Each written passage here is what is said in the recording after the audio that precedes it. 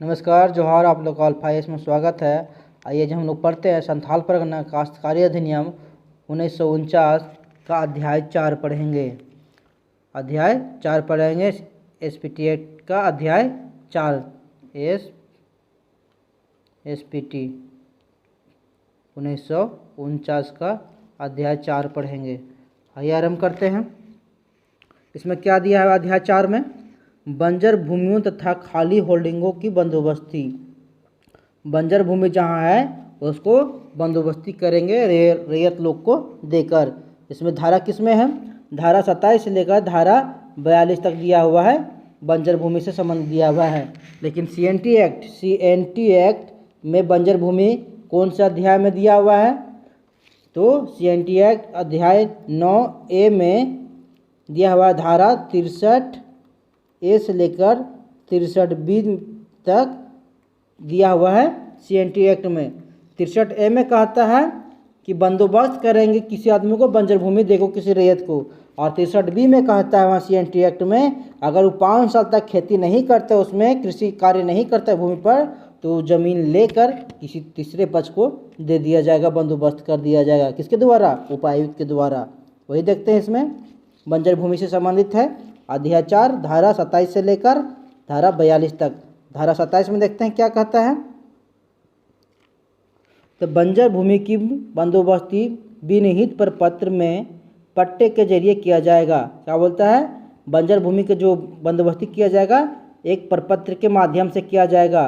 किसी की ज़मीन बेचते हैं तो ज़मीन का कागज़ होता है ना, उसी तरह इसका भी कागज़ दिया जाएगा। देखते हैं क्या आगे बढ़ते हैं। बंजर भूमि की बंदोबस्ती पट्टा या अमलनामा स्वीकृति के माध्यम से किया जा सकता है, लेकिन इसके लिए पट्टा एवं अमलनामा की 4 प्रति तैयार की जाएगी तथा निम्नलिखित व्यक्तियों को प्रदान किया जाएगा।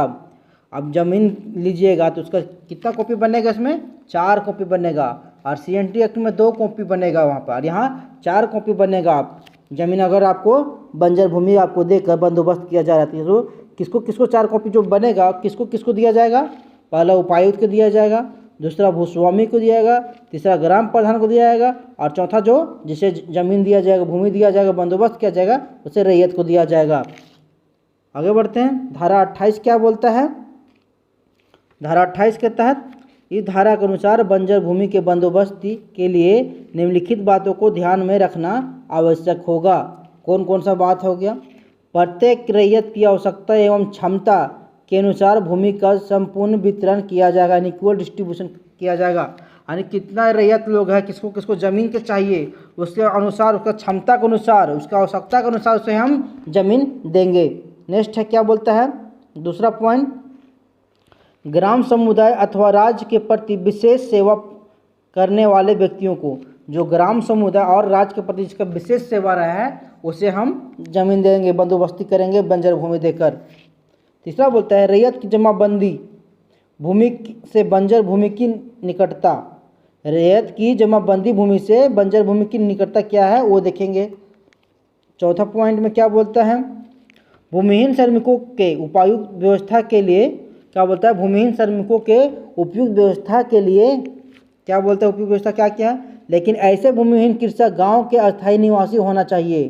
जैसे भूमिहीन व्यवस्था करेंगे, भूमिहीन आदमी को, कृषक को, श्रमिक को देंगे ज़मीन, तो उसको किसको देंगे? वो गांव का ही होना चाहिए, तथा यह अभिलिखित होना चाहिए कि उसका निवास यह गाँव में ही अवस्थित है। यानी कि लिखित होना चाहिए, वहाँ का आदमी के द्वारा प्रमाणित होना चाहिए, या कुछ होगा ना आवासीय प्रमाण पत्र जिससे साबित हो जाएगा उसी गांव का है, तो उसी गांव को आदमी को ही बंदोबस्त किया जाएगा वहाँ का बंजर भूमि का। बोलते हैं धारा 29 में क्या है? उपायुक्त के स्वीकृति के बिना मूल रैयत या ग्राम प्रधान बंजर भूमि या खाली भूमि की बंदोबस्ती नहीं करेगा। क्या बोलता है? डीसी के स्वीकृति बिना, डीसी को उपायुक्त बोलता है, डिस्ट्रिक्ट कलेक्टर, इसके स्वीकृति के बिना बंजर भूमि का ग्राम प्रधान बंजर भूमि या खाली भूमि की बंदोबस्ती नहीं कर सकता है। यानी बोलता है डीसी के अनुमति के बिना ग्राम प्रधान जो है वो खाली भूमि जो है या बंजर भूमि उसका बंदोबस्ती नहीं करेगा, किसी को देकर नहीं करेगा, किसी दे को। तीसरा में देखिए धारा 30 में क्या बोलता है? बंदोबस्ती के उद्देश्य से किसी खाली होल्डिंग अनिजोत जमीन को, भूमि को उप विभाजन नहीं किया जा सकता है, नहीं किया जाना चाहिए। ठीक है, आगे क्या बोलता है, जमींदार की सहमति तथा उपायुक्त के अनुमोदन के बिना बंदोबस्ती के प्रयोजन के लिए उप विभाजन नहीं किया जा सकता है। यानी कोई ज़मीन है उसका हम 2 टुकड़ा नहीं कर सकते हैं किसी को हम बंदोबस्ती करने के लिए। ठीक है, उसमें क्या बोलता है, उपायुक्त के अनुमोदन के बिना, डीसी के अनुमति के बिना हम जमीन को 2 टुकड़ा नहीं कर सकते हैं और रैयत लोग के हम देखें क्या बंदोबस्ती नहीं कर सकते हैं। नेक्स्ट आगे बढ़ते हैं, 31 में क्या बोलता है, 2 या उससे अधिक ग्राम प्रमुखों, सब मूल रैयतों या जमींदारों का संयुक्त रूप में बंदोबस्ती करना। क्या बोलता है, 2 या अधिक प्रमुखों या मूल रैयतों में जमींदारों को संयुक्त रूप से बंदोबस्ती करना। किसी भी पक्ष के आपत्ति होने पर उपायुक्त के विवेक से बंदोबस्ती रद्द या परिवर्तित किया जा सकता है। अगर कोई इसका क्या करेगा, जमींदार के रूप में बंदोबस्ती करना, अगर किसी का आपत्ति हो गया तो उपायुक्त द्वारा इसे क्या किया जाएगा, रद्द कर दिया जाएगा या तीसरे पक्ष को दे दिया जाएगा।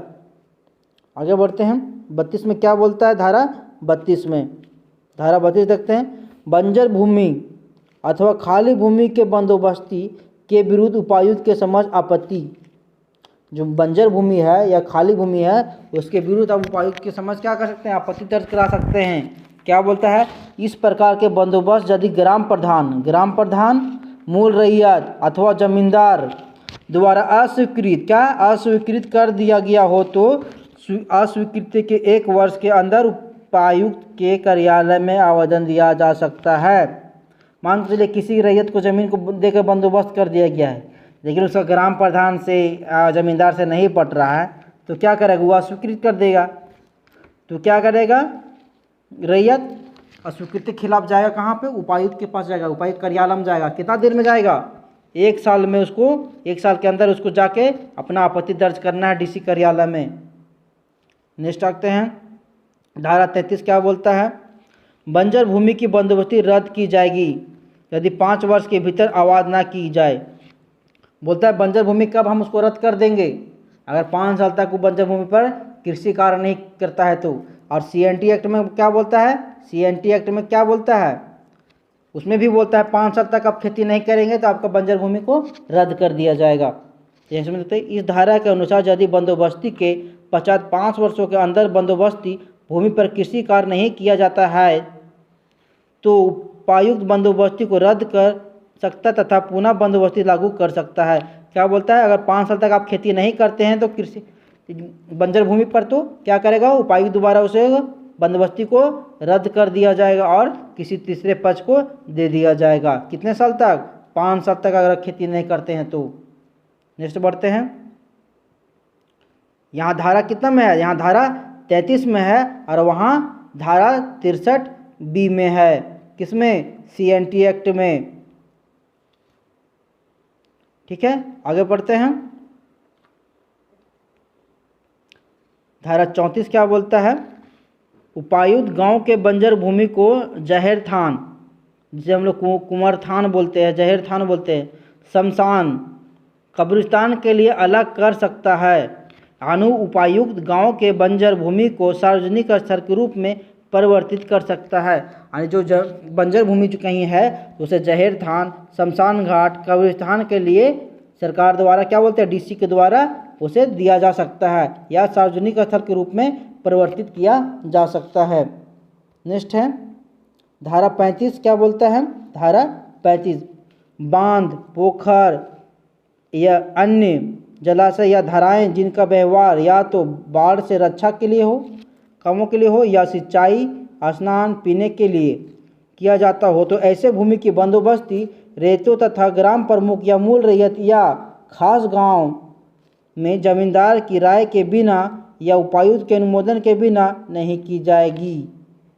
बांध, पोखर तथा अन्य जलाशय धाराएं जिनका व्यवहार या तो बाढ़ से रक्षा के लिए हो या सिंचाई, स्नान, पीने के पानी के लिए किया जाता हो तो ऐसे भूमि की बंदोबस्ती जो होगा रैयतों का तथा ग्राम प्रमुख या मूल रैयत या खास गांव के जमींदार की राय के बिना, उसके राय के बिना, उपायुक्त के अनुमोदन के बिना नहीं किया जाएगा बंदोबस्ती। नेक्स्ट बढ़ते हैं, इस तरह के जलाशयों तथा धाराओं के पानी के व्यवहार के लिए किसी भी प्रकार का कर मालिक या जमींदार द्वारा नहीं लगाया जा सकता। क्या बोलता है? इस तरह के जलाशयों और धाराओं के लिए पानी के व्यवहार के लिए पानी गलेंगे तो हम पर किसी तरह का कर नहीं लगाया जाएगा मालिक या जमींदार के द्वारा। नेक्स्ट है धारा 36 क्या बोलता है? इस धारा के अनुसार गांव की सीमा की नदी, नहर, नाला, शमशान या कब्रिस्तान भूमि, सीमा चिन्ह, मार्ग भूमि, पूजा स्थल भूमि, तस्वीर भूमि यानी कैंप लैंड का बंदोबस्ती नहीं किया जा सकता है। अब नदी नाला के पास जो है भूमि है उसका आप क्या कर सकते हैं? बंदोबस्ती नहीं कर सकते हैं। नेक्स्ट पढ़ते हैं 37 में क्या बोलता है? रैयत का मवेशी चराने का अधिकार। रैयत का मवेशी चराने का अधिकार या चारागाह भूमि। गांव के चारागाह भूमि का पृथक से व्यवहार की जाएगी तथा धारा 38 की उपधारा 2 के अनुसार अलग की गई चारागाह भूमि में गांव के रैयत को मवेशी चराने का अधिकार होगा।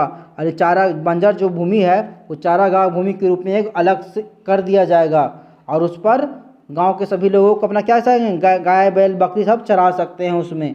ठीक है, नेक्स्ट है आगे 38 क्या बोलता है? चारागाह आबाद नहीं किया जाएगा यानी चारागाह भूमि पर आप खेती नहीं कर सकते हैं। 38 में क्या बोलता है? चारागाह भूमि पर आप खेती नहीं कर सकते हैं।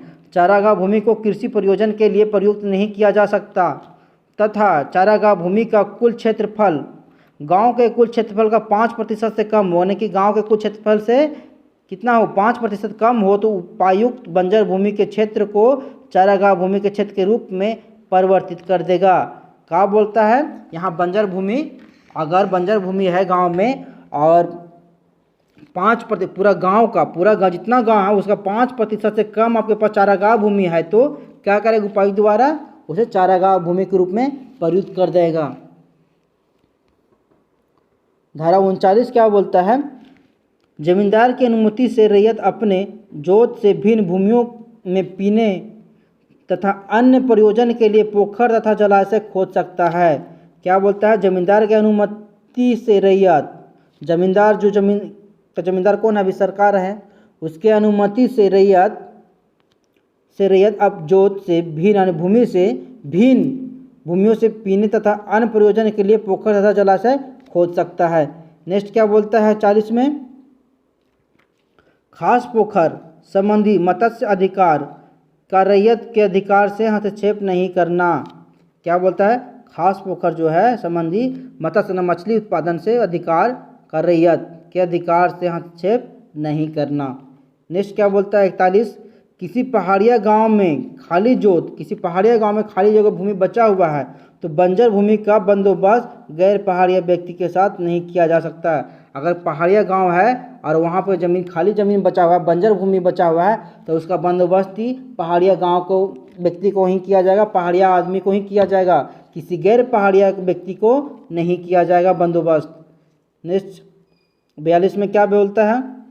उस व्यक्ति को बेदखल करना जो कृषि भूमि के अनधिकार दखल में हो, यानी कोई इसमें क्या बोलता है? उस व्यक्ति को बेदखल कर देना जो किसी ज़मीन को कब्जा कर लिया जबरदस्ती, उसको बेदखल कर देना, उसे हटा देना। उसमें क्या बोलता है? उपायुक्त किसी भी समय अपनी इच्छा से अथवा आवेदन के आधार पर उस व्यक्ति के बेदखली का आदेश दे सकता है जो कृषि भूमि को क्या बोलता है? जो कृषि को अधिक्रमित या अतिक्रमित कुछ बोलिए अधिक्रमित या अतिक्रमित किया हो अथवा उसे अर्जित या अपने कब्जे में कर लिया हो तो उस आदमी को क्या करेंगे? बेदखल कर दिया जाएगा। किसके द्वारा? उपायुक्त के द्वारा। अगर आप लोग को मेरा वीडियो अच्छा लगा हो तो इसे लाइक करें, सब्सक्राइब करें, कमेंट करें और शेयर करना ना भूलें। कल अध्याय 5 पढ़ेंगे। जय झारखंड।